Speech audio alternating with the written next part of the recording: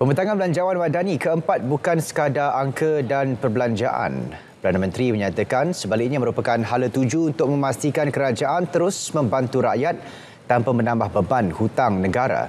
Belanjawan 2026 bakal dibentangkan Datuk Seri Anwar Ibrahim di Dewan Rakyat 4 petang ini merupakan belanjawan keempat kerajaan madani pimpinan beliau dan yang pertama di bawah rancangan Malaysia ke-13. Sekaligus menjadi asas utama bagi pelaksanaan Pelan Pembangunan Negara untuk tempoh 5 tahun akan datang. Belanjawan 2026 dijangka meneruskan momentum berasaskan landasan kukuh yang dibina melalui belanjawan madani terdahulu dengan memberi tumpuan kepada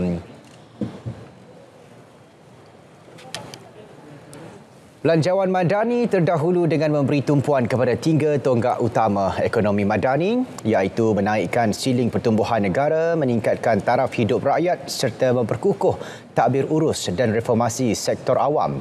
Tumpuan turut digerakkan ke arah pelaksanaan agenda ekonomi jangka panjang di samping menangani cabaran jangka pendek bagi mengekalkan pertumbuhan dan ketahanan ekonomi negara.